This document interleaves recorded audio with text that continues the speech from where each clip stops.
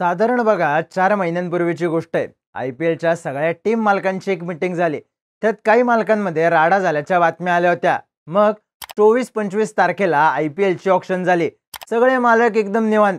कुणी येऊन कुणाला मिठी मारली, कुणी कुणाला टाळी दिली. लोक म्हणायला लागली व्यवहार होत आहेत म्हणून सगळे निवांत आहेत. आता ऑक्शन घेतातच व्यवहार करायला, त्यामुळं तो वांदा नाही. वांदा होतोय कुठं?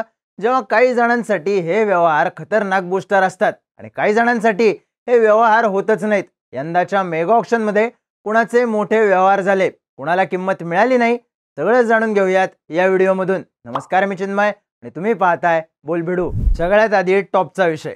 सगळ्यात जास्त पैसे कुणाला मिळाले तर रिषभ पंतला. किती मिळाले तर 27 कोटी.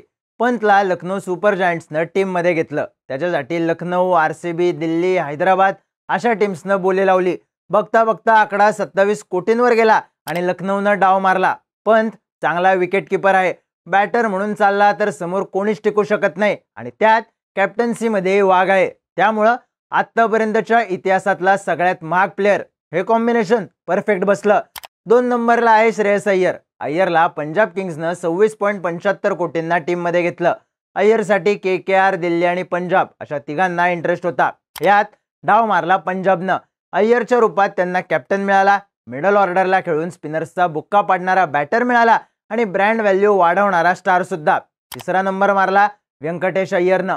त्याला कोलकात्यानं 23.75 कोटींना टीम मध्ये घेतलं. त्यांना इंडियन ऑलराऊंडर हवा होता. अय्यरच्या येण्यानं डाव बसला. या अय्यरसाठी कोलकात्याची फाईट झाली लखनौ आणि RCB सोबत. थोडक्यात या टॉप 3च्या लफड्यातनं मुंबई पडली आणि ना चेन्नई. ज्यांचे किस्से गरम होते त्यांनी प्लेयर्सचे किस्से गरम केले. बाकी जनता स्वस्तात मस्तसाठी थांबली. या ऑक्शन मध्ये चर्चा होण्यासारखा दुसरा विषय म्हणजे बॉलर्सला किंमत मिळाली. आता कसं होतंय, बॅटर कार्यकर्ते खून पैसे मिळवतात पण बॉलर्सला मेगा ऑक्शन मध्ये फार महत्व मिळत नाही. स्टार्क, कमिन्स धुवा करतात तो नॉर्मल ऑक्शनला. पण यंदा बॉलर्सनं आणि त्यातही भारतीय बॉलर्सनं चांगली कमाई केली. भुवनेश्वर कुमारसाठी मुंबई, लखनौ आणि RCB असे तिघं भिडले.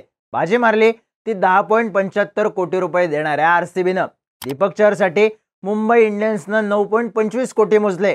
नटराजनसाठी दिल्लीनं 10.25 कोटी मोजले. मुकेश कुमार आणि आकाशदीपसाठी 8 कोटी. हर्षदीप सिंग आणि युजवेंद्र चहलसाठी 18 कोटी. तर अश्विन अण्णाला 9.75 कोटी मिळाले. स्टार्क, बोल्ट, आर्चर, हेझलवूड या परदेशी बॉलर्सनं सुद्धा लय पैसा ओढला. पण भारतीय बॉलर्सला या ऑक्शन मध्ये चांगली प्राइस मिळाली हे विशेष. या ऑक्शन मध्ये लेजंडची गिनती झाली नाही. म्हणजे कसं तर 42 वर्षांच्या जेम्स अँडरसननं यावेळी पहिल्यांदा IPL साठी आपलं नाव नोंदवलं होतं. पण कुठल्याच टीमनं त्याच्यात इंटरेस्ट दाखवला नाही. केन विल्यमसन हे सुद्धा मोठं नाव, पण त्याच्यामध्ये सुद्धा कुणी इंटरेस्ट दाखवला नाही. डेव्हिड वॉर्नर तर ऑरेंज कॅप होल्डर, कित्येक बॉलर्सचं करिअर संपवणारा गडी, पण त्यालाही कुठल्याच टीमनं घेतलं नाही.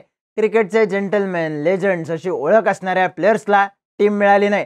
अँडरसनचं नाव तर अनसोल्ड प्लेयर्सची नावं येतात त्या ॲक्सिलरेटेड राऊंड मध्ये सुद्धा आलं नाही. मागची कित्येक वर्ष T20 क्रिकेट न खेळलेल्या अँडरसनला चान्स मिळाला नाहीच.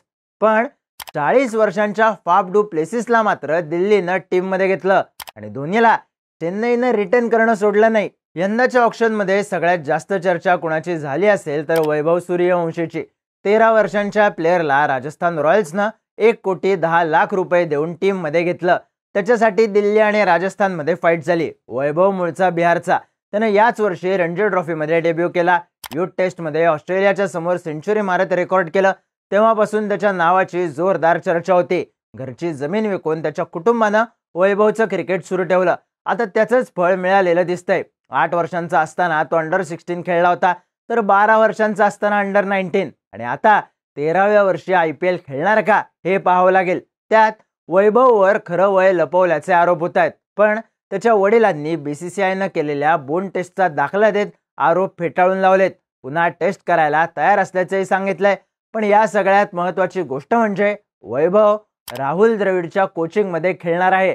घडला तर हिरा घडेल एवढं नक्की. एका बाजूला वैभवचं कौतुक होतंय, पण दुसऱ्या बाजूला काही प्लेयर्सच्या भविष्याबद्दल चिंताही व्यक्त केली जाते. कारण जागतिक क्रिकेटचं फ्युचर समजला जाणाऱ्या या प्लेयर्सला या IPL मध्ये कोणीच टीम मध्ये घेतलेलं नाही. ज्यातलं पहिलं नाव आहे पृथ्वी शॉचं. त्याच्यासाठी कुणीच पुढे आलं नाही. शॉच्या नावावर IPL मध्ये चांगला रेकॉर्ड आहे. गडी ओपनिंगला धुवा करू शकतो, पण फिटनेसचा इश्यू, फॉर्ममध्ये नसणं आणि बॅटिंग सोडून इतर गोष्टींमुळे चर्चेत राहणं, या सगळ्यात नेक्स्ट सचिन अशी चर्चा ज्याची व्हायची तो पृथ्वी शॉ यंदाचे IPL मात्र लांबूनच बघेल. दुसरं नाव आहे डेवाल्ड ब्रेव्हिसचं. साऊथ आफ्रिकेच्या या कार्यकर्त्याला फ्युचर ABD म्हणून सगळी जनता ओळखायला लागली. या बेबी एबीनं IPL मध्ये सुद्धा चांगली हवा केली होती, पण आता हा गडी IPL खेळणार नाही. त्याच्याकडे टॅलेंट आहे पण फॉर्म दिसला नाही.